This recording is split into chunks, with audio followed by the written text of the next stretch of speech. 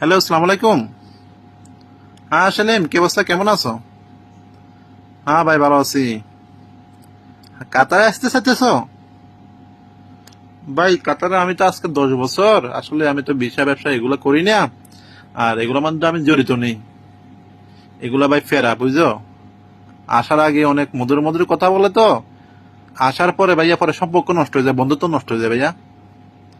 জি জি। তুমি যাতে এমন বলতেছো এক জায়গায় ফ্রি ভিসা দুইটা আছে, তবে আমি কথা বলে দেখবো আরই।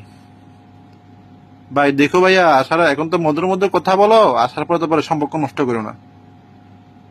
হ্যাঁ, আইডি পাওয়া পর্যন্ত ঠিক আছে। আইডি পাওয়ার পরে কিন্তু তোমার কাজ তুমি খুঁজে নিতে হবে। আইডি পাওয়ার পরে পরে ভাইয়া আবার যদি বলো যে ভাইয়া হ্যাঁ কাজ পাই না, কাজ নাই, এগুলা বললে ভাইয়া লাভ হবে না পরে।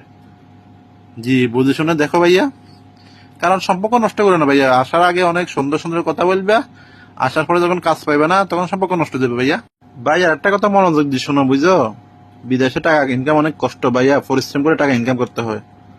বুঝতে পারছো? আরেকটি কথা ভাইয়া শোনো, এখানে রিয়াল কামাইতে অনেক প্রচুর কষ্ট করতে হয়। তোমাকে প্রচুর ত্যাগ স্বীকার করতে হয় ভাইয়া। সময় অনেক মূল্য এখানে।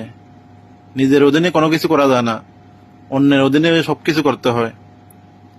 বুঝছো ভাইয়া, রিয়াল কামানি অনেক কঠিন, অনেক কঠিন ভাইয়া। এটা ভাইবো না রিয়াল তোমার পকেটে অটোমেটিকলি চলে আসে।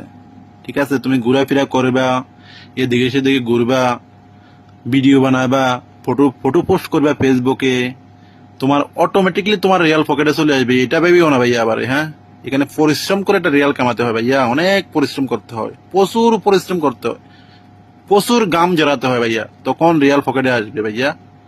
এই জিনিসটা মনে রাখো ভাইয়া, যদি এগুলা করতে পারো তাহলে বিদেশের নাম নিও ভাইয়া।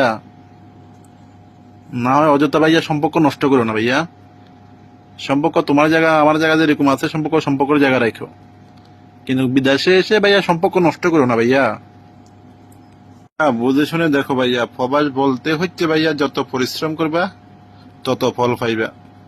প্রবাস বলতে হচ্ছে পরিশ্রম, টাকা ইনকাম করতে হবে পরিশ্রম করে।